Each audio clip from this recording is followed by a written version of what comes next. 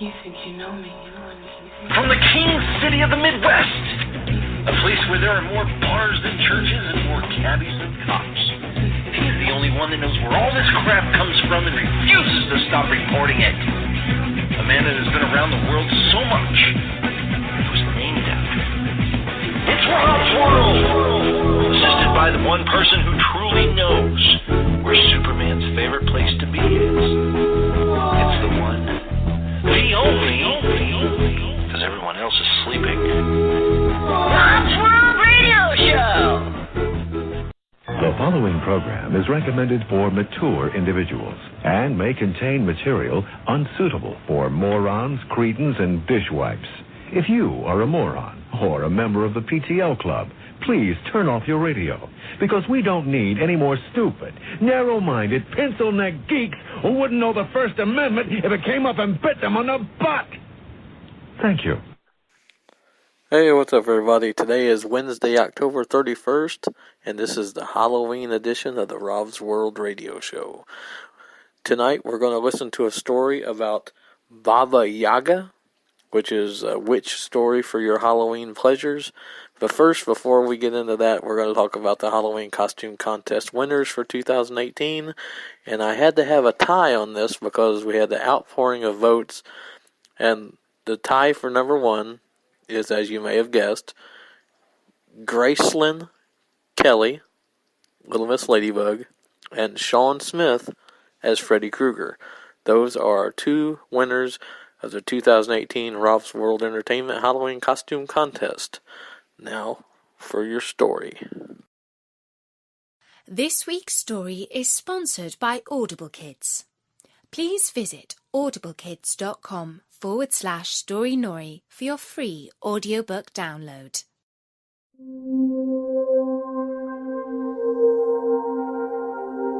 Baba Yaga. Hello, this is Natasha, and I'm dropping by with a story about a famous witch called Baba Yaga. She comes from Eastern Europe and often crops up in stories from Russia, Poland, Slovakia, and other countries thereabouts. Bertie says that the story starts off a little bit like Cinderella, but it soon takes a very different turn. So if you don't like scary stories, stop listening now. But before the story, I would just like to tell you about a ghostly audiobook that you can buy from our sponsor, Audible Kids. It's one of the most famous ghost stories ever written, and it's called The Canterville Ghost by Oscar Wilde. It's about an American family who moved to England and lived in a haunted castle. If you like ghost stories, I'm sure that you will enjoy this one. You can download The Canterville Ghost from Audible Kids for just $7.95. Just go to audiblekids.com/StoryNori or follow the link from StoryNori's sidebar.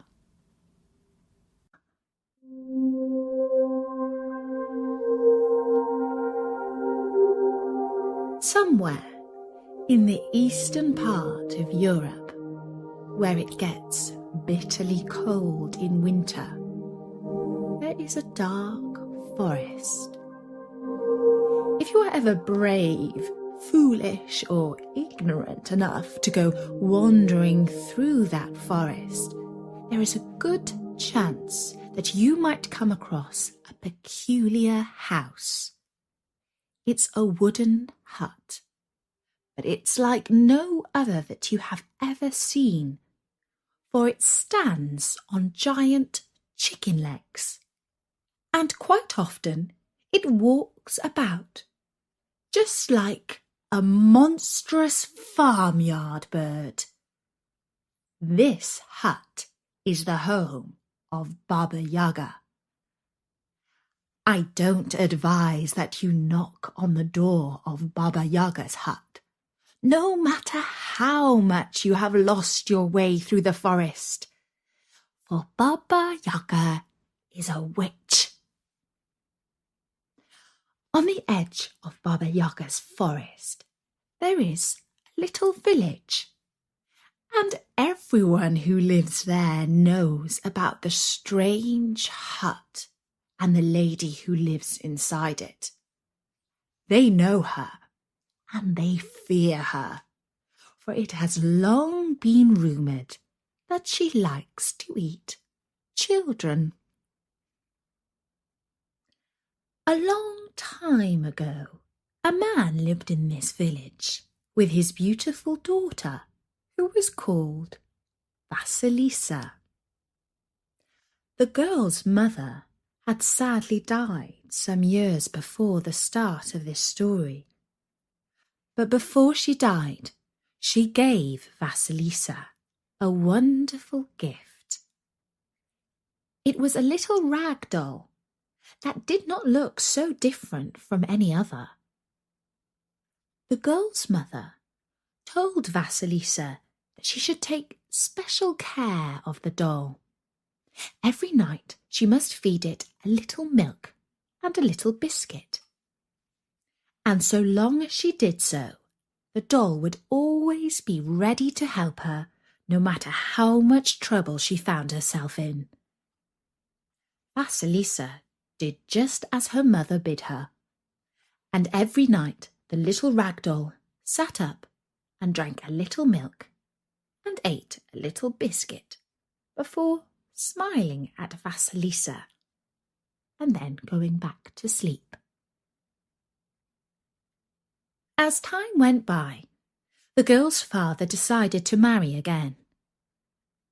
His second wife had 2 daughters of her own, neither of whom could touch Vasilisa for beauty or sweetness of character.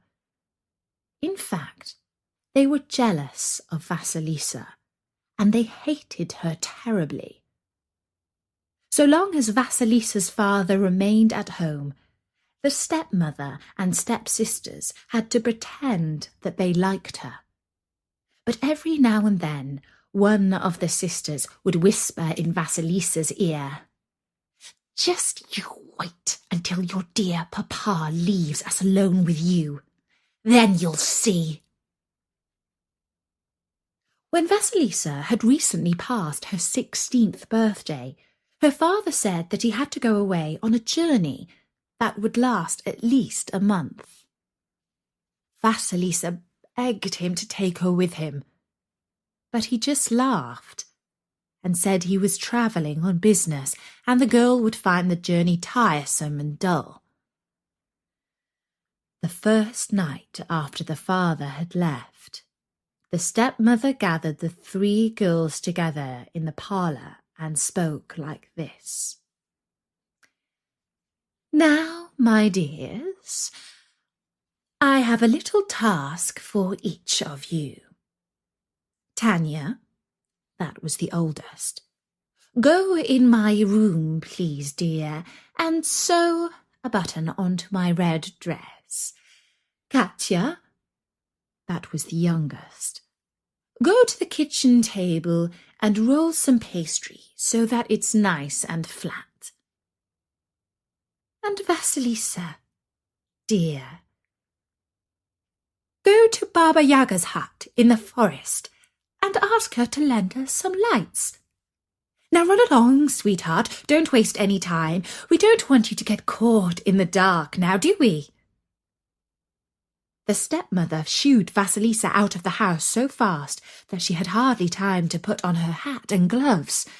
She walked forlornly to the corner of the street and took the little doll out of her coat pocket where it had been sleeping. "Oh, little doll," she said, "my mother told me that if I fed and looked after you, you would be ready to help me if I was ever in trouble.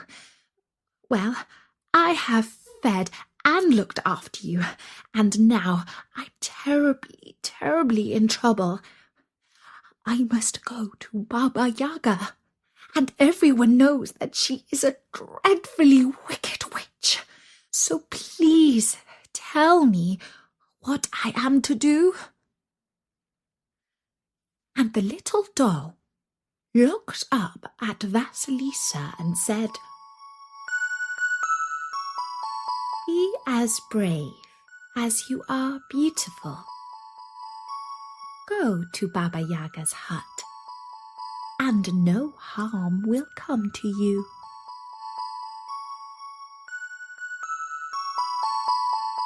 And so Vasilisa mustered all her courage and walked down the path that led through the woods to the hut of Baba Yaga.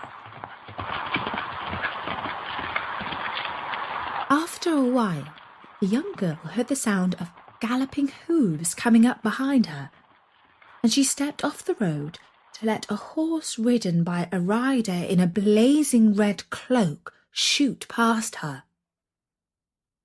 "I wonder who that was," thought Vasilisa before setting off on her way once more.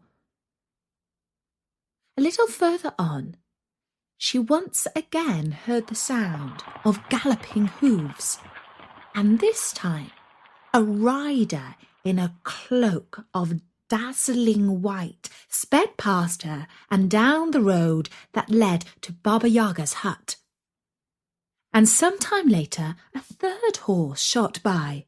Its rider wore a cloak that was as black as night. After about an hour of walking, Vasilisa came to a clearing in the forest. Although it was getting quite dark now, she had no trouble seeing, for this neck of the woods was lit by skulls with blazing eyes. The skulls were mounted on top of a high fence, and beyond the fence she saw the strange hut that stood on chicken legs.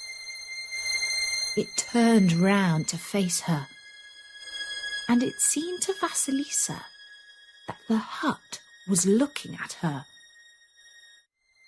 Then the chicken legs began to kneel, and the hut lowered to the ground, and the door creaked open. Baba Yaga's nose was so long and bony that it appeared through the door before the rest of her. A moment or two later, the nose was followed by a tall, skinny old woman holding a broomstick.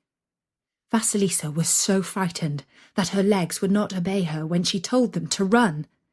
The old lady came towards her, but she did not walk. Her feet flew just a few inches above the ground. "Well, child," she said, "did the cat get your tongue? Or are you just badly brought up? Speak, child. Spit out your name and your business here. I haven't got all night to hover around while you tremble and gibber like an idiot." For a few moments, Vasilisa's lips quivered so much that no proper words would come out of her mouth. Just a kind of But then she remembered the doll's words that no harm would come to her, and eventually she found courage to speak clearly. "Good Mom," she said, "it is only me, little Vasilisa. My stepmother sent me to the forest to borrow a light from Baba Yaga." "Did she now?" said Baba Yaga thoughtfully. "Well, I am Baba Yaga, but you may call me Babushka." Vasilisa brightened a little at this, for Babushka is a kindly name that means grandma. Baba Yaga went on. Now, come with me into my hut. I will give you some simple tasks to do.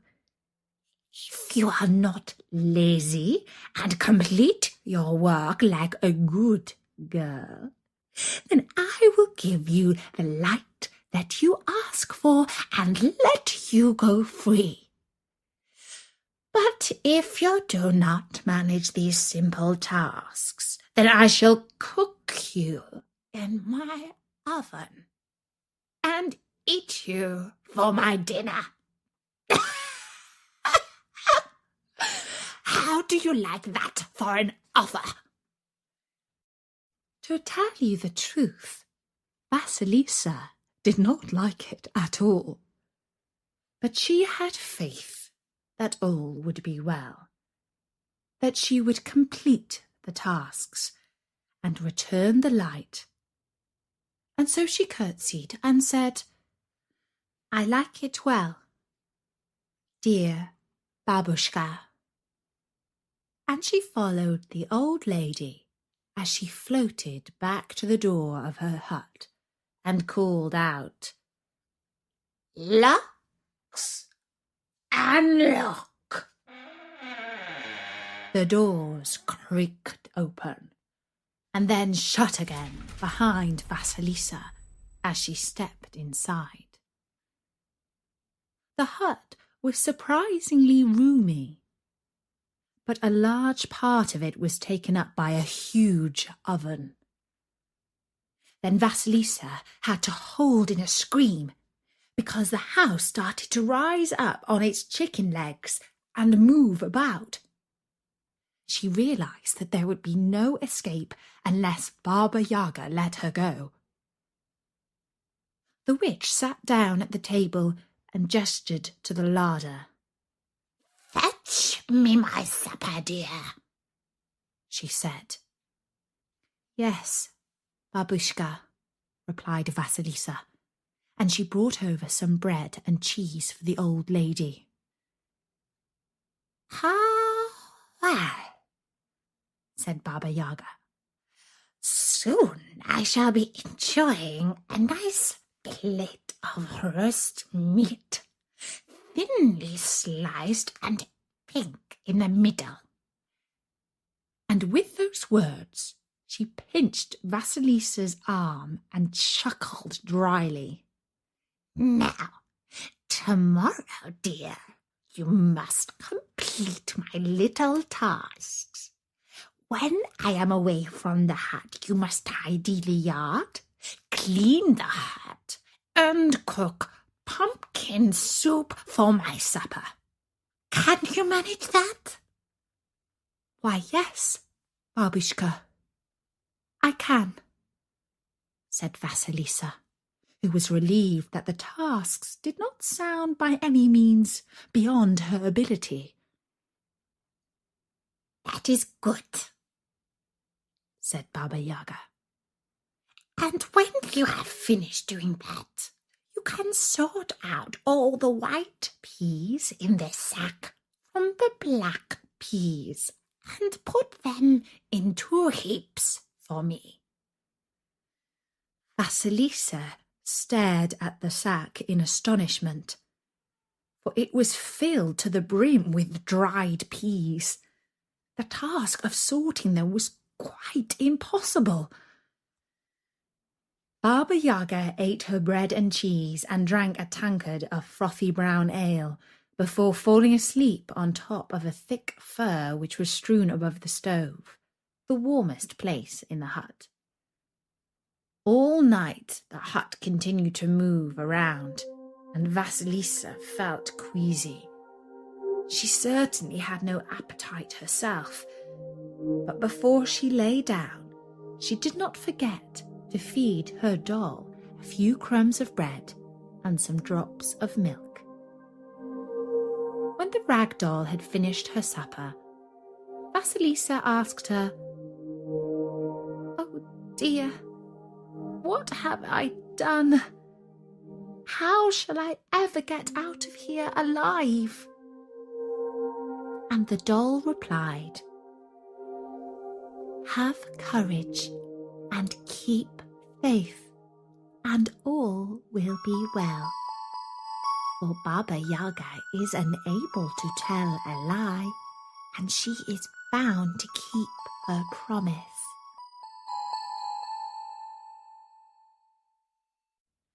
The next morning, Baba Yaga arose from her bed on top of the stove and drank another tankard of ale before flying up the chimney and on to the roof. Vasilisa looked out of the window and saw the witch flying away above the trees. She was riding in what looked like a giant mortar. A mortar, by the way, is like a strong wooden bowl, and you can use it for cooking. You put some herbs or spices in there and crush and grind them with a stick called a pestle.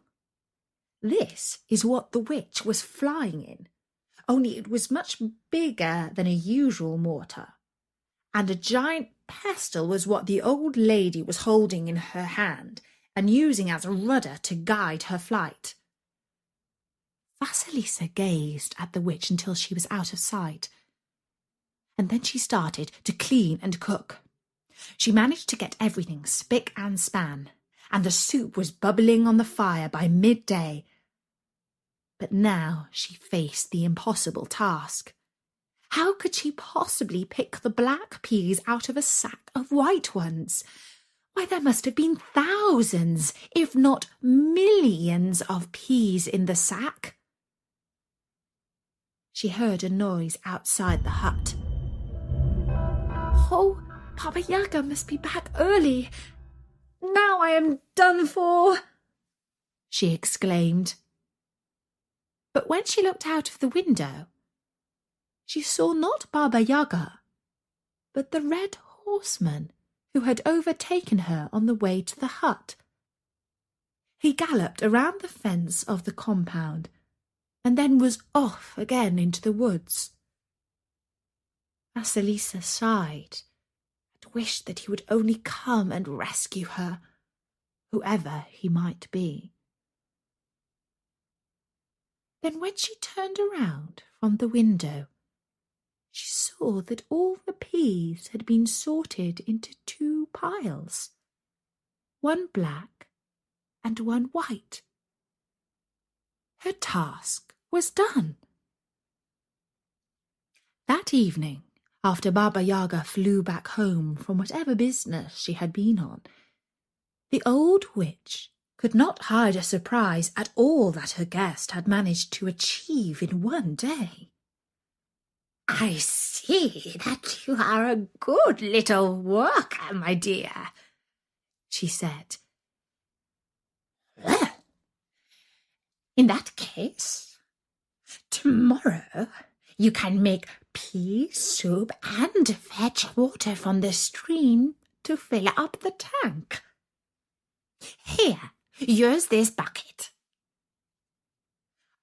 Only what was handed to Vasilisa was not a bucket, but a sieve, and the poor girl wondered how she would ever manage to use it to fetch water. Still, that night, when the little rag doll urged her not to feel despair, she knew in her heart that something wonderful might happen to help her. And it did. For as she stood by the stream, holding the sieve in her hand, the white horseman rode by, took it from her, and swept over to the hut, where he hurled it through the open window. She found that the tank was filled with fresh water. That evening, Baba Yaga dipped her bony finger in the tank and tasted the drop of fresh water. She said, "Indeed, you are a hard-working girl. Let's see if you are clever, too. Tonight, you can stay up and count the number of stars in the sky. If you tell me the right number in the morning, you can take your light and go free. But if your answer is wrong, even if you tell me one star too many or too few, then I shall have you for breakfast.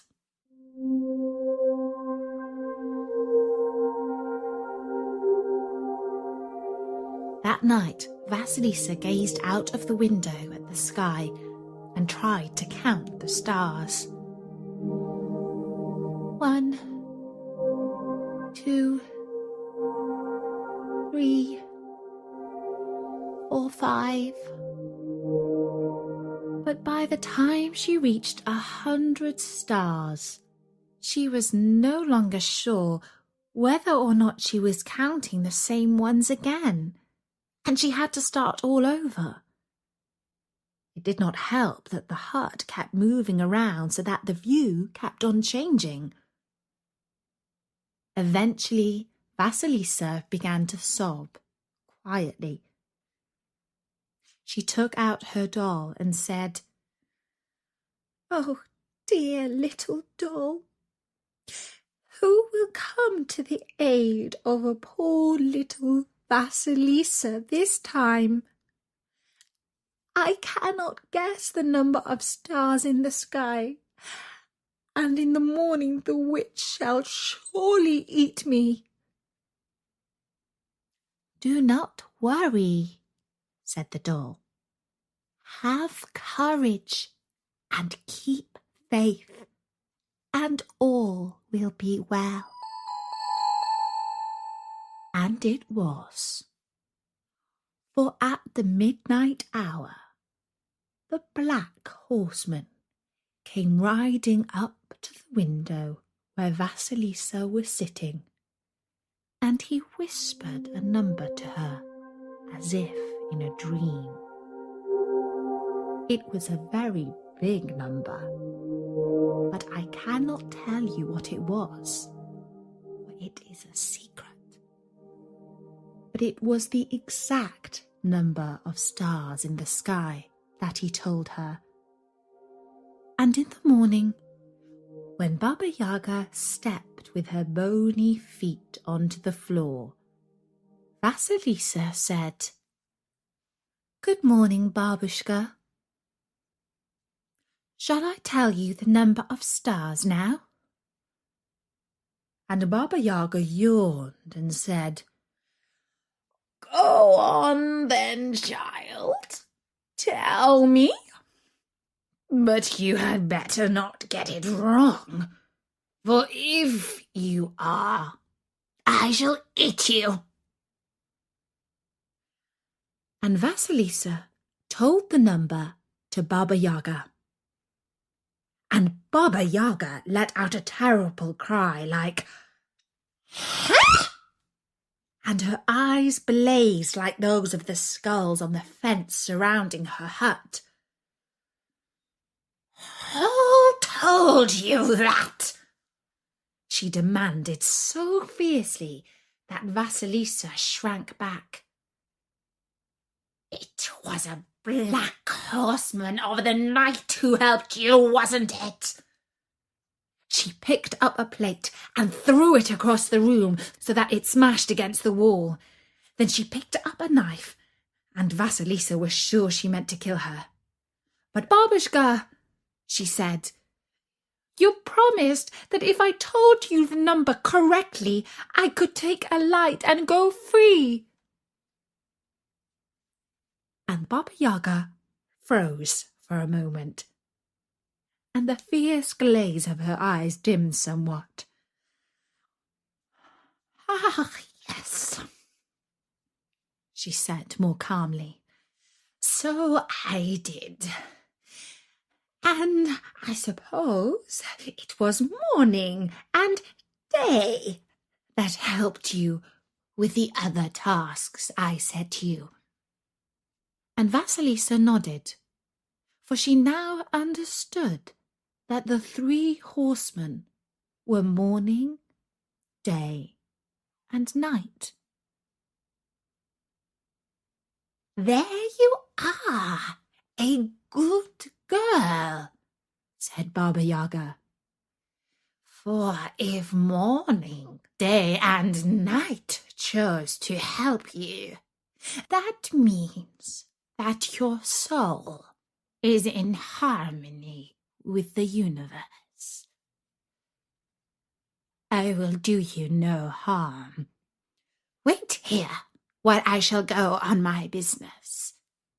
I have no tasks for you today, and tonight you shall return home with a light." And that evening, after Baba Yaga flew home on her mortar, she took Vasilisa out into the courtyard and gave her one of the skulls with the blazing eyes.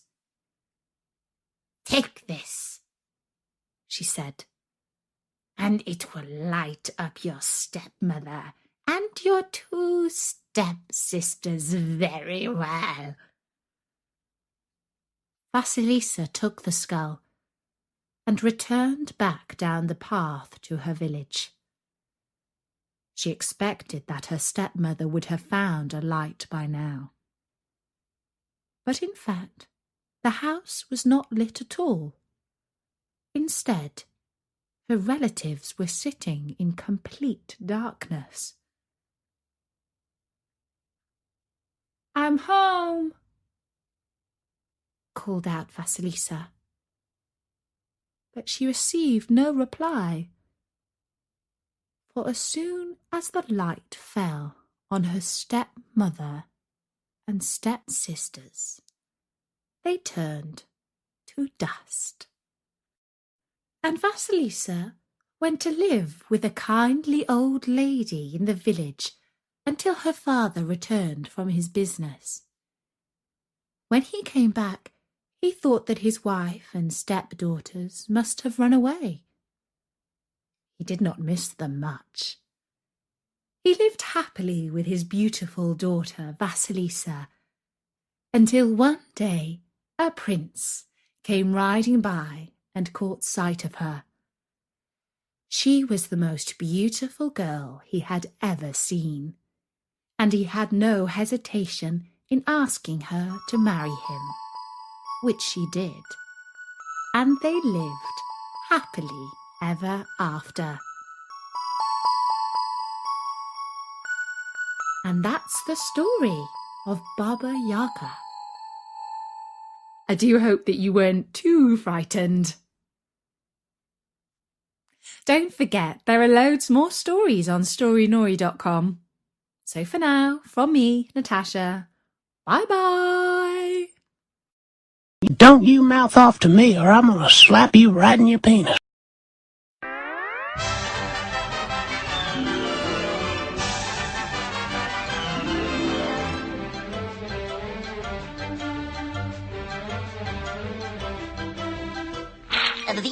That's all, folks.